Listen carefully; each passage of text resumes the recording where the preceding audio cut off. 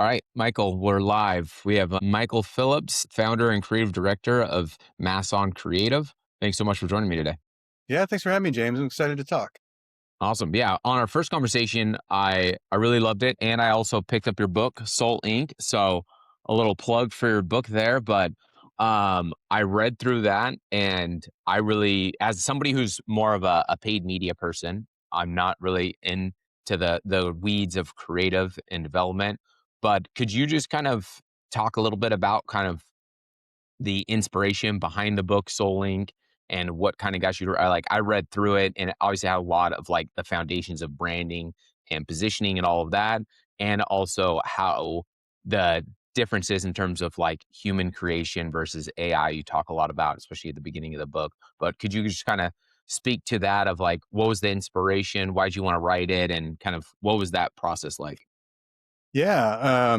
I mean, Soul Link started mostly because, branding and kind of creating brand identities and things is something that I've always just been, really passionate about and excited about. Over the course of my career, I've been doing it for, I don't know, somewhere around 20 years or so, not to date myself. It's been something that I've always really enjoyed doing and just figured that it was a good time to sort of disseminate some of that knowledge and help some people out, whether they're young copywriters or entrepreneurs or chief marketing officers, really anyone who is looking for a deep, understanding of what goes into creating a brand identity. And, really it started about, I don't know, I guess probably right around the advent of AI and a lot of automation where I started to see a lot of people creating content and even, starting to create brands and things in a more automated way. And it's my belief that the real strong brands, the real brands that have something to say, the meaningful ones really come from the inside. And you have to be really, focused on what is that very human story that the brand is trying to put out there. And it's not to say, that AI is an evil thing or a bad tool. I use it all the time. But when it comes to branding, it really needs to come from a personal place. And I would say, furthermore, the more that we're sort of inundated with AI content, the more important the brand itself actually becomes, the real true representation of what that brand's trying to say. And so that's really, kind of how it started and some things that I started thinking about. And so I wrote the book and thought I'd try and help some people out and figure out their own brands and what they want to say. Yeah, awesome. I appreciated it. I think what was so helpful with that book is like I was thinking through my own brand, my own agency of like how we position and how we set everything up, that I did not go through any of these exercises. Is it's written out very much in terms of like a prescriptive process of these are the steps you can take to actually build out your brand versus a lot of other books you read is like is much more necessarily theoretical or much more story driven, but it's not as like directive. This is like it was almost like a coach, like coaching you through the process, which I really appreciate because I feel like it's something you could pick up and actually like implement, have like direct implementation of what you need to do.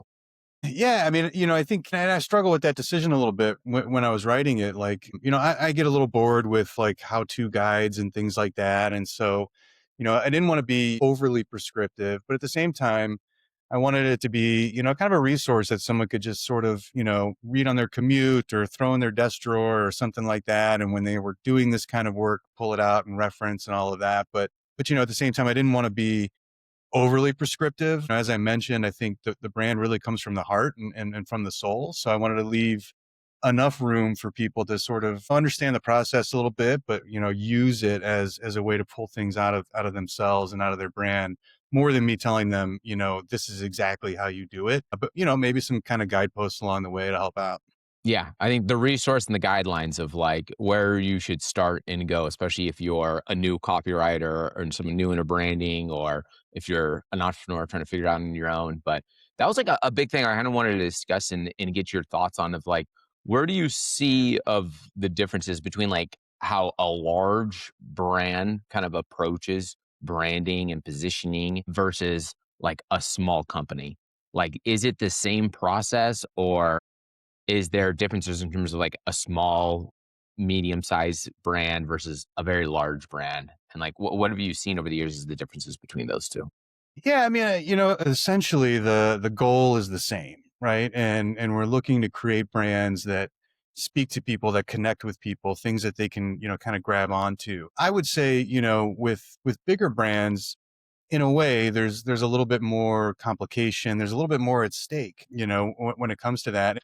Particularly bigger brands, you have to speak to so many more audiences stretched out across a certain way. So these different audiences are going to have different perceptions of your brand. They're going to interpret it in their own way because they're coming from a particular point of view. With smaller brands, you have the luxury of being quite direct, and you can build from a smaller place, and you pull your audience from there. The bigger brands, you really have to distill that brand in a lot of different ways in a lot of different places, but which actually makes it even that much more important, right? Because if you don't control the narrative of your brand and the perception of your brand, people are going to take it whatever way they want, and they're going to, form their own opinions.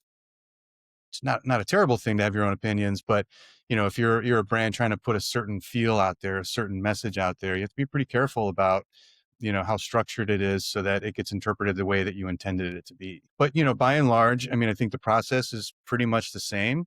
um, and it doesn't have to be overly complicated. It just really needs to come from a place of like true meaning and honesty and those kinds of things. I see a lot of big brands get in trouble when they try to adapt their brand, to a particular audience because they want that audience. And then they lose kind of what the soul is or what the heart is of the brand along the way. With smaller brands, that's less of a problem because typically they start with a very specific goal and a very specific audience in mind. So it's a little bit easier for small brands in that way. But either way, I make the argument that it really comes from inside. That's really where the brand is going to make the connection, whether it's big or small. Yeah. And what do you think, just could you summarize, like, what do you think the real intangibles are of kind of having that direct connection, that brand soul that really relates to consumers, that brands can kind of stand out? Like, how does a brand stand out today when there's so much media fragmentation, there's so much attention seeking? Yeah. It seems like a much more competitive space. What do you think, like, the real, like, core of a brand is? Yeah, I mean, it comes down to having a point of view and having a belief in what you're doing and what that point of view is. I mean, brands are at a lot of risk right now, right? Because people are just getting slammed with so much content and so much opinion, and people, consumers are evolving, I think, faster than ever. It's so easy for consumers to not only get exposed to another brand, but to try that other brand and experience that other brand, a competitor brand. The choices are more than they've ever had before. And I think it is for that reason that, it takes a lot of courage for a brand to put something out there and be like, this is what we are. And if they don't have that courage, they're going to get blown around by the trade winds, so much easier than the brands that do have that courage to stick to it and what it is. And it's not to say that brands can't evolve. They certainly can. But whatever's at the core of that brand, that's the part that really needs to stay consistent, or you're not going to be remembered or be beloved at any point. That core is really just like a core belief and core values of what you're trying to achieve, what you're trying to sell, not even necessarily what you're trying to say, but what is it that you're trying to achieve as a brand? What is the purpose of your brand in total? That's the real core that I think, really resonates with people, and usually the hardest thing for brands to articulate. Yeah, absolutely. And then that really should then be the foundation for all messaging from there, right? So like Absolutely. if you can get that core, what's our core belief system down, and then all messaging and content can feed back to that main belief. So all messaging, like, is that the fundamental goal of like a Yeah. strong, soulful brand? Is that all messaging relates back to that core belief system? Yeah, exactly. And the funny thing is, a lot of people, when you say something like that or you hear something like that, people think it's like restrictive, right? Where it's like, oh, I have to talk about the same thing every time. But it's really the opposite. It's quite liberating when you have that core belief and those core values. You can kind of go wherever you want with it, as long as you're sort of coming back to what that is. But you can expand into new markets, new audiences, new products, new services. If they're coming from the same place, it will make sense, to the consumer, and they'll appreciate you for that. Like, if you're producing a certain, I don't know, you're producing eyeglasses like Warby Parker or something, right? Where their mission has always been the same, and they can create contact lenses, they can create, content series, they can, do philanthropy and stuff like that, but it's all sort of coming back to their core beliefs. So I think when you have that really, really strong foundation, you can sort of go wherever you want, as long as you're being honest about tying it back to that core, foundation of your brand. And I think consumers really like that. And it's important, I think, for brands these days is to be able to branch out like that because it's moving so quick. Consumers want more, they want different, but they also want, to know where it's coming from, and where they're investing their time and their energy and their money, isn't something that they can be aligned with too. Yeah. In a way, like, it almost to me, from an outside perspective of not generally going through that process, it sounds like it almost would simplify things more. 'Cause if you Totally. know you have one core belief system that you're trying to support, and everything you want is to feed back to that, that all messaging and content should be looked through those filters, then it's just coming up with 1,000 different ideas of how you can communicate that core belief back. So then it's Yeah. just always coming up with new ideas and content, or every material that goes out into the public is trying to be supportive and a support link back to that belief system. Yeah, exactly. In some way, and it is like it helps you eliminate things. If you're thinking about entering a particular market or developing a particular product, if you stay true to that core brand, identity, it helps you. Okay, maybe that's not for us. Like it sounded like a good idea, but the more we kind of ladder it back into what we really are, that's not us, and vice versa. Like you could really start to think outside the box and say, well, as long as it ladders into this thing, like, I don't know, why not? Like, let's dip our toes in that water and see how it goes. So, certainly like, and ultimately, right. That's what's so important about the brand is it really defines everything. It defines your communications, your product strategy, your marketing strategy, where you're going to appear, your audiences. It all comes down to the same place. And that's why it's, something so important to get right and to really, put effort into and be honest with. Yeah, absolutely. And that's what I think so interesting is like just to bridge the gap into my world of like Yeah. media buying, which is really one tactic a brand can use. A brand can use a lot of different tactics to get out in front of their ideal customer. But fundamentally, all brands want to get out and reach their customers and meet them where they are. And paid media is one channel, it's one medium or way of doing that. Is that what we're always trying to do is reach the ideal customer with the right message at the right time. That's fundamentally like the goal and purpose of paid media in particular. And what's interesting about where we've kind of gone with the adaptations of all the media buying platforms, the algorithms and everything is that it's been less of a focus actually on targeting, which we used to have a really big focus on of like having a lot of different audiences to target. And now it's becoming more important to have much larger volumes of creative. It's probably been that way for a longer time than people realize, but the more creative you have now, the algorithms are so good at figuring out what's the right creative to match different audiences because it can test thousands of variables where human media buyers could only test previously a couple variables Yeah, at a time. sure. So what's interesting now is that you can come up with if you have one core belief system, your brand has one main message it wants to get across, and you can create 10, 15, 20, 30 different messages that gives you actually wider reach to reach more people because I think some people resonate with different messages. And that's why we see more creative end up performing better than having fewer pieces of creative. So that volume really helps actually reach a wider audience. Even if the messaging is all the same, I think like different people in the content or a different hook, a different angle of the message, that's all feeding back to the main goal of the brand.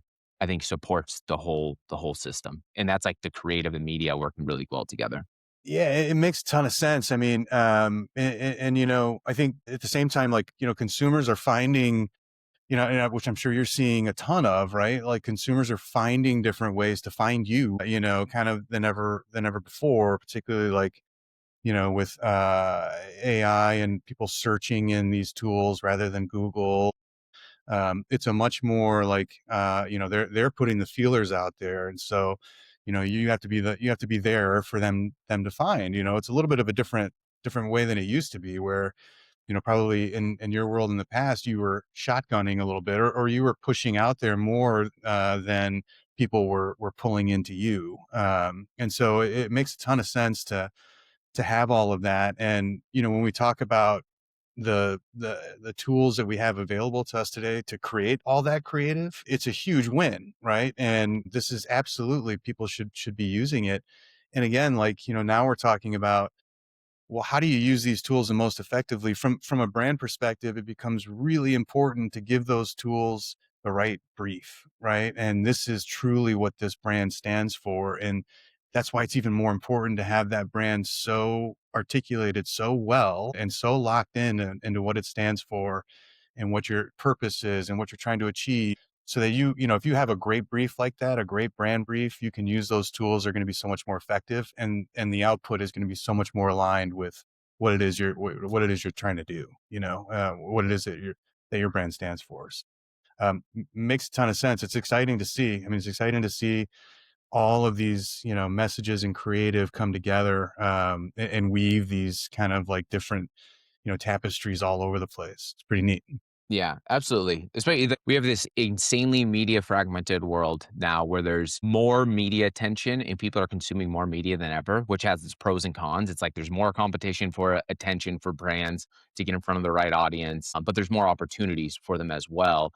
And that's where I wonder is that all brands are fixed at some level on budget for the most part, except for maybe there's a couple top 100 brands out there that are quite unlimited, but most probably brands and most small to mid-sized companies are probably limited at some level. And that's where I wonder is like, do you see that? Because I think you brought up an interesting point of like, if you can give some of these AI platforms or capabilities a very solid brief where it has the soul of the brand is represented in the content and you come up with a really good foundation of what this brand is, do you see a way that creative agencies or creative types can use then the algorithms, the platforms, and all of that, the editing software to X the output? Like, do you see that as a transition you think that's going to happen in the future Yeah. where you can give the engines all of the foundation, the soulful foundation of the brand, and then it's able to produce vast more content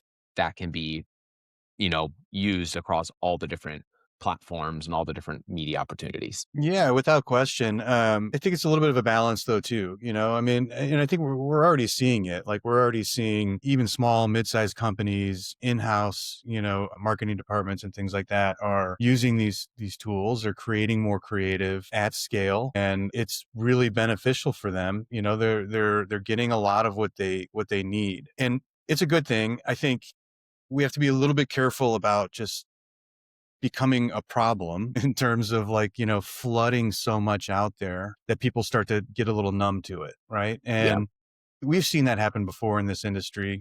Ad fatigue is a real thing. It's always been a real thing. There's a really high risk of that right now. So I think it's a couple of things. One, you have to be a good sort of, creative strategist. I think these days you have to really start to think strategically about what the creative is, what you're going to produce, where you're going to put it, those kinds of things.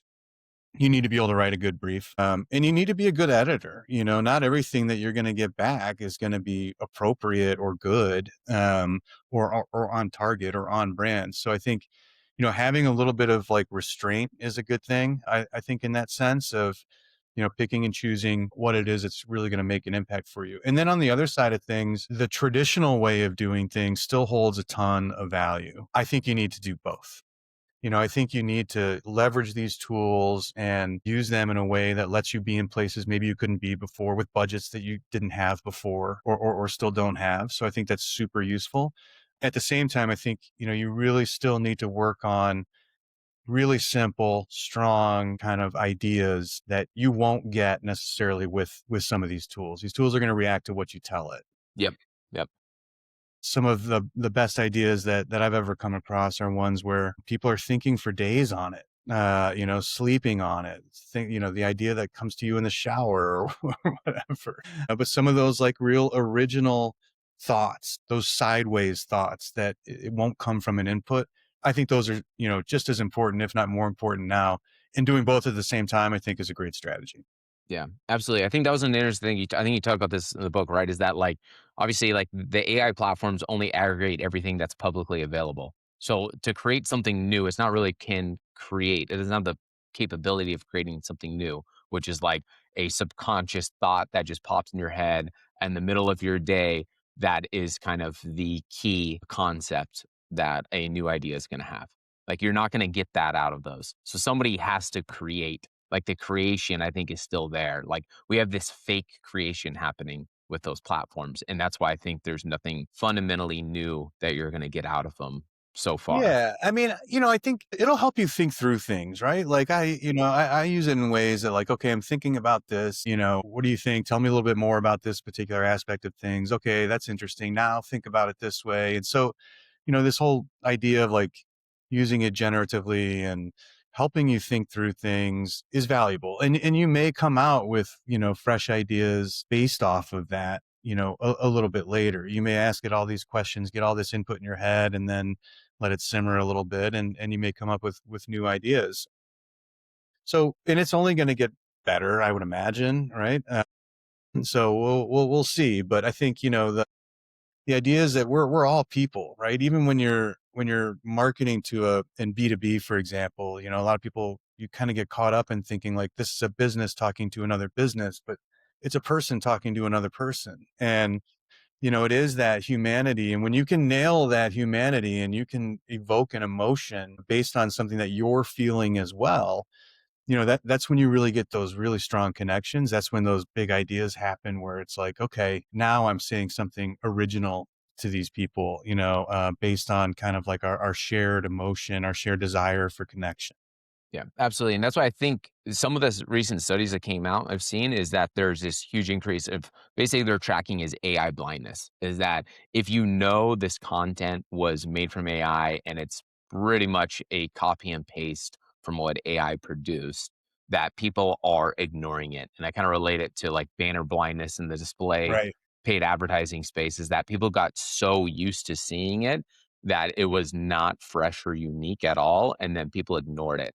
And so I think going back to what your earlier point was, is that if you have a good creative strategist that knows how to portray the brand and communicate the brand, that's what's going to be the big difference maker. I think that's going to be the kind of the winners from the losers in this creative space is people who still have that unique creative strategy and understanding how to emotionally communicate messages and not simply just use AI, kind of output that people are really going to end up ignoring. I think people are going to quickly be able to recognize and differentiate what's real and what's not. Now, I mean, in a way, they're going to be able to. There's been some videos that have gotten me. I'm like, oh my Yeah. gosh, this is AI. This is unbelievable. It's impressive. Yeah, no, but I think you're right. And the creative strategist is really an interesting role because it comes from and most really strong creatives are strategists, right? They're not just creatives. Like they're not just artists or writers. Like they're always thinking about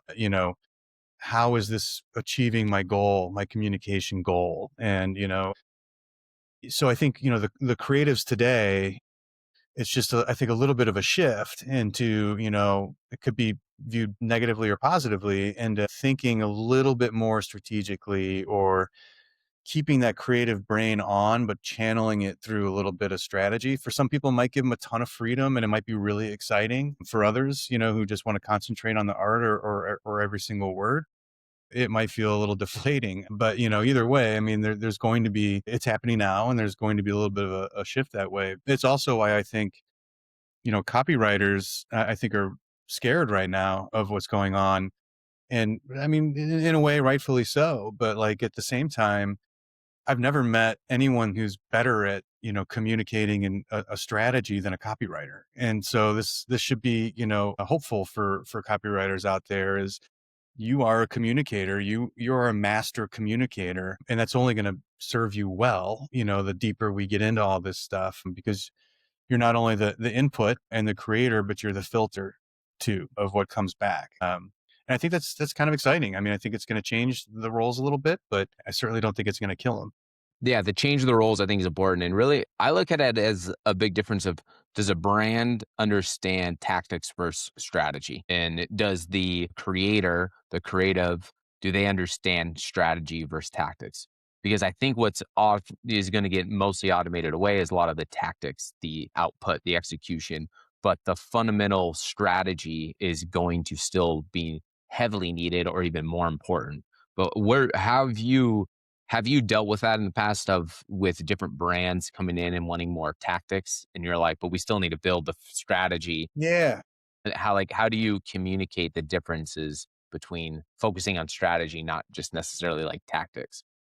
Yeah, I mean, most brands, I guess it kind of depends. I shouldn't say most, but a lot of brands, that's they think of tactics. When they think of marketing, they think of tactics. They kind of come into a room, they're already armed with like, okay, we want to create these five different assets, and this is where we want to put them, and all of that. Can you give us an idea for them, right? And the problem is there, right? Like those tactics are probably not new, although I think there's a lot of room for new tactics now, but they're not there yet. And it's always been the number one, obstacle to overcome with a lot of businesses, especially in the B2B world, is to think, to kind of back them up and say, oh, okay, that's cool. And yeah, we can do that.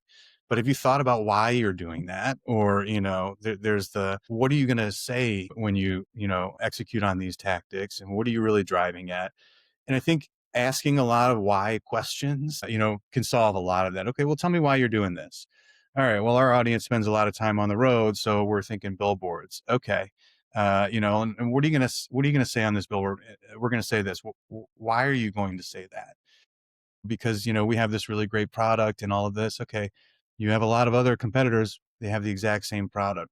Why should they buy yours? So, like asking a lot of leading questions early in the conversation with clients or with prospects is usually the thing that gets them to start thinking, positioning themselves a little bit differently in that conversation, and starting to see a little bit differently as a more of a problem solver, a thinker, a strategist, and less as, someone with a keyboard or with some design software.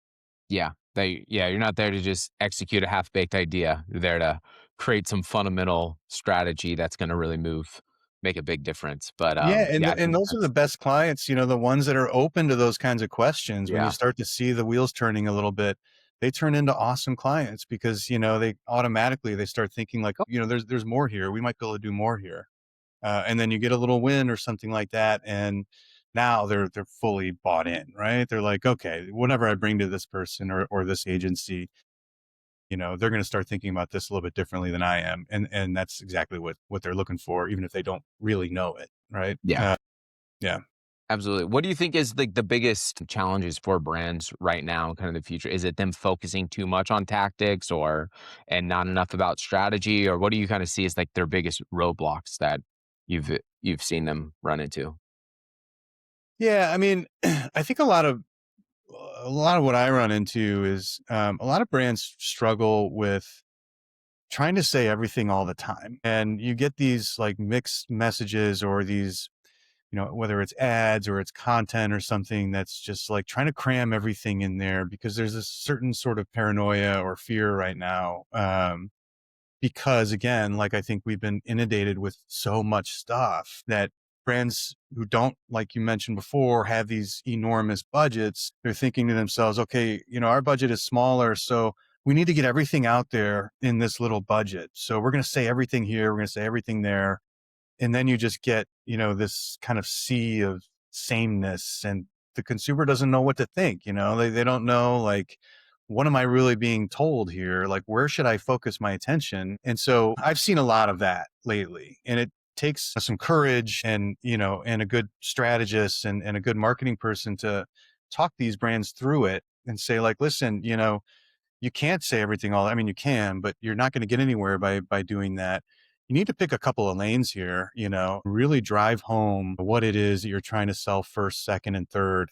Give the consumer a break, right? Like let them just kind of breathe a little bit. Let them take something in and really truly understand it. And if you can do that, the strong message coming from a strong brand position, that'll take you a lot further than if you're just kind of peppering people with all kinds of stuff. And so, you know, tactics aside, I think it always sort of starts with the message.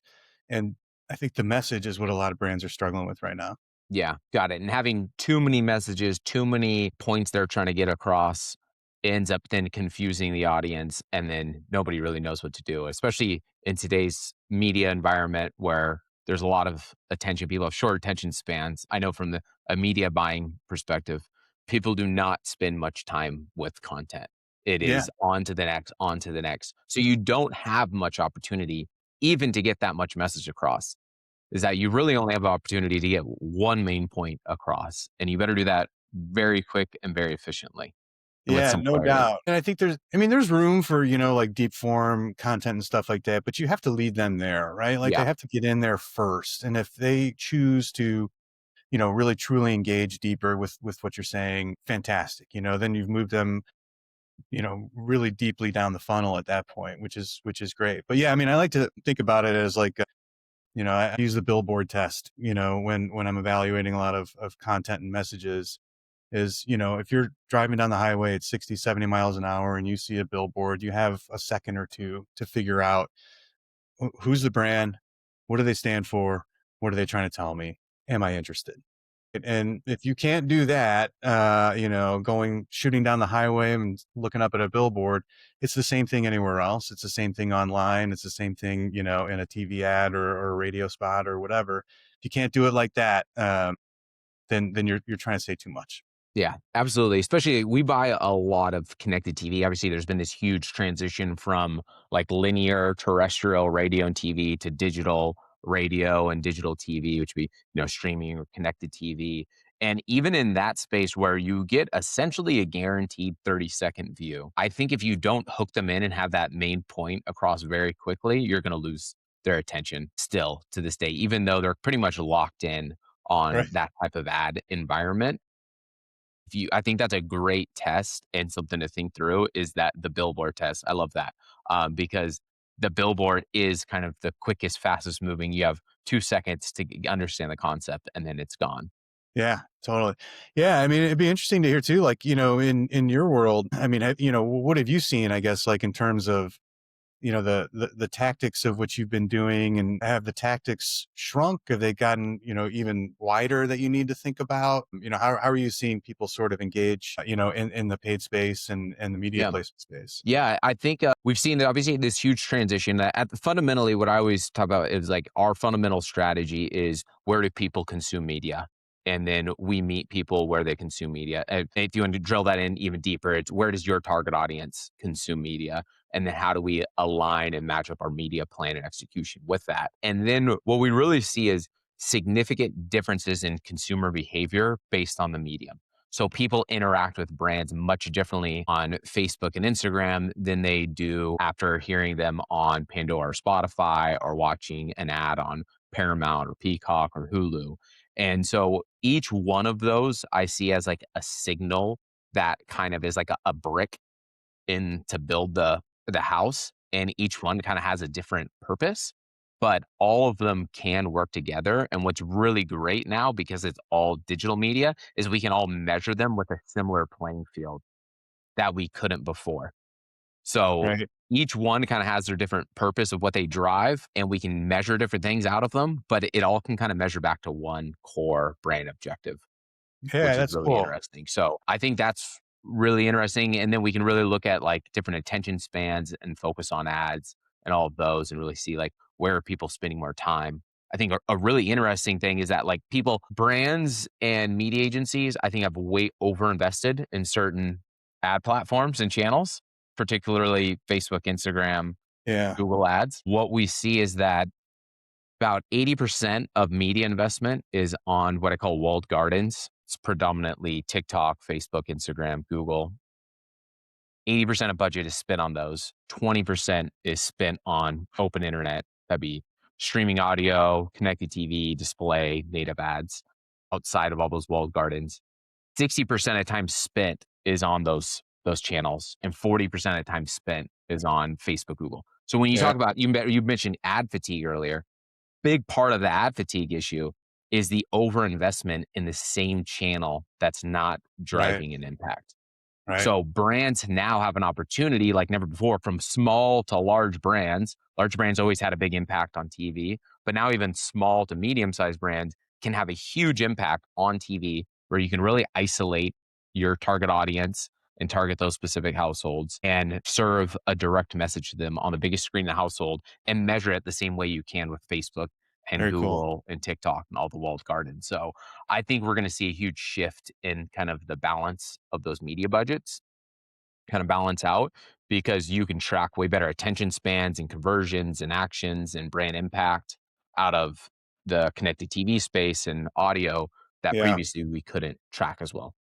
Yeah, I love that. I mean, I think it's, again, when we talk about like, the sort of core of a brand, the essence of a brand, and being able to now be in all these different places with the tools that we have available today, that's got to be like a huge opportunity, for particular brands is thinking to themselves like, well, I'll never have a TV ad because I don't have these enormous budgets. I don't have the budget of a Fortune 500 company. But if they can start playing in these sandboxes, that's really exciting, and it gives a really interesting platform for brands who would have never been able to been there before. So Yeah.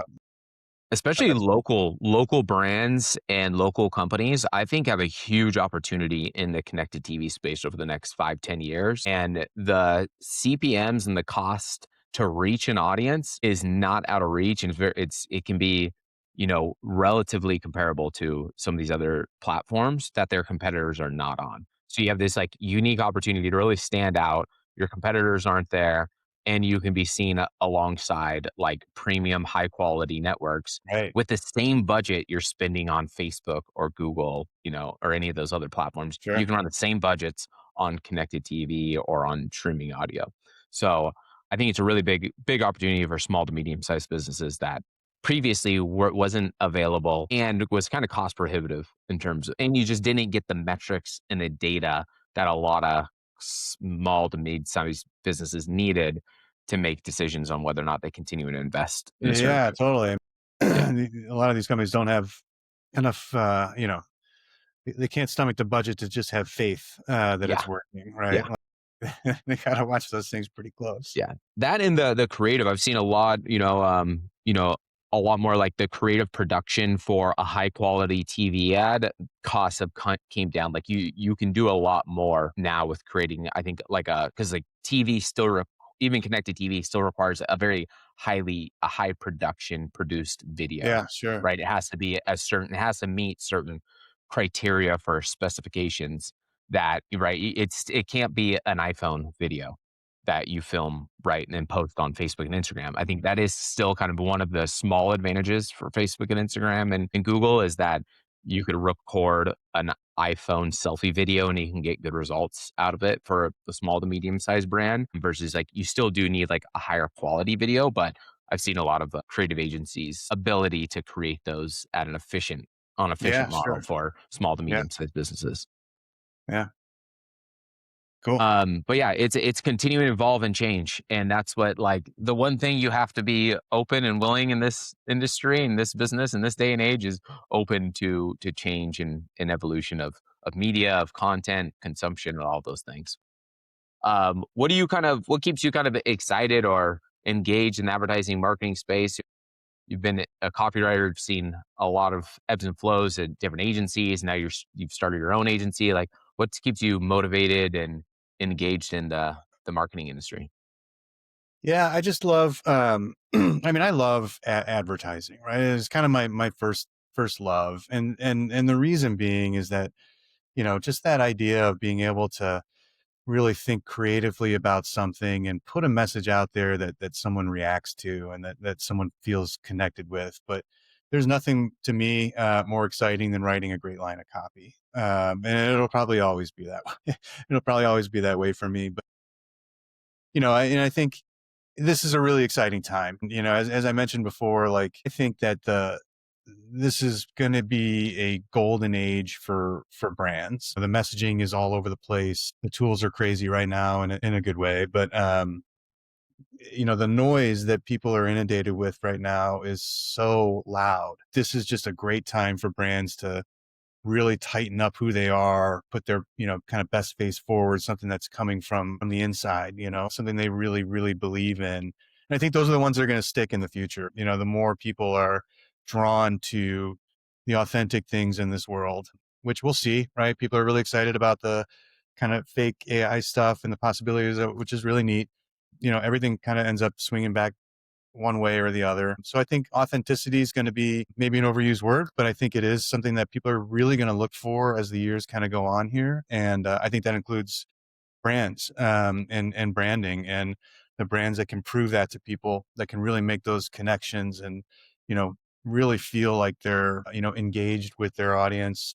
I think those are the brands that are going to win in the future. And so I'm really excited about helping create these brands and get them out there in the world, and just kind of have a new way for people to think about what it means to be a brand and what it means to be loyal to a brand. I think is going to be a big conversation coming up, and I'm excited to be a part of it.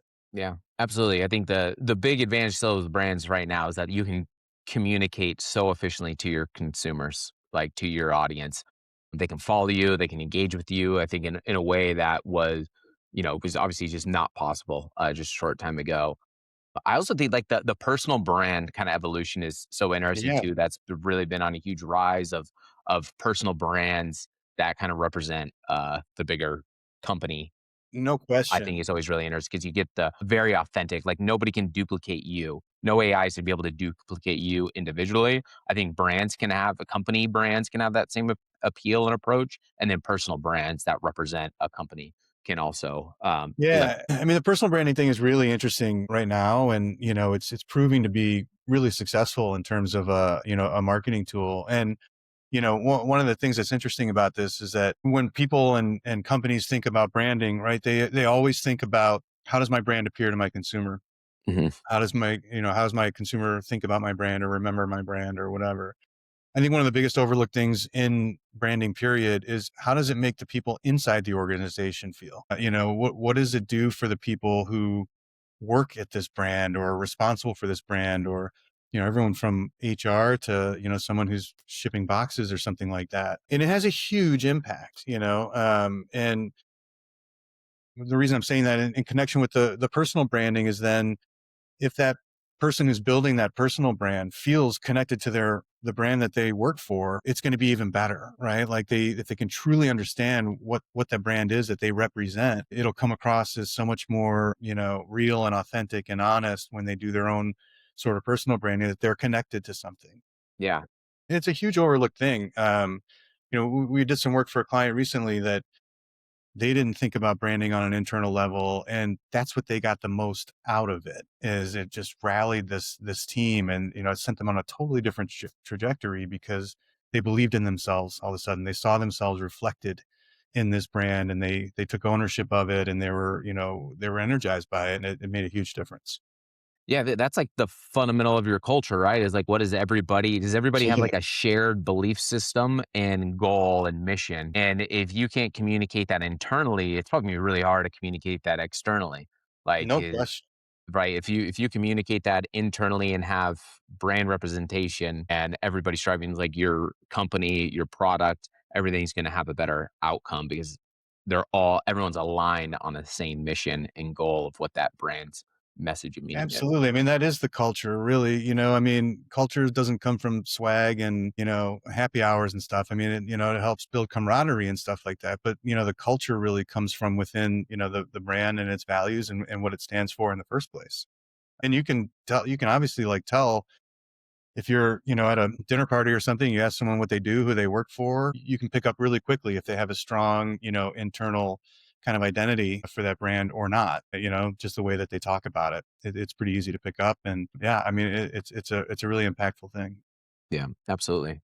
All right. If you could give your younger self one piece of advice earlier in your career, what would that advice have been?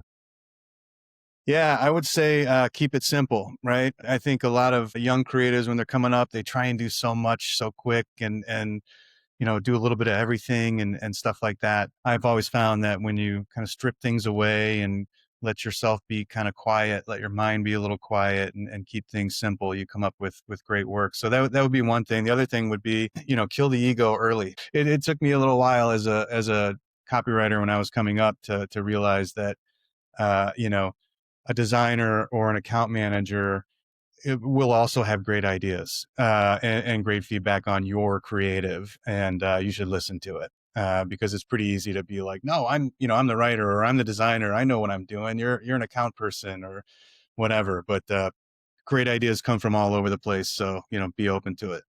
Absolutely. Business is a team sport. So That's got to right. bring the team along. Yeah, Everybody can help out and support. Right absolutely. on. That's great. Cool. Well, how could people connect with you or work with you, Michael? Yeah, you can find me at massoncreative.com. It's MASSON creative.com. And I'm on LinkedIn and all that good stuff as well. Cool. Awesome. Thanks so much. Have a good one. All right. Thanks a lot, James. Enjoyed it.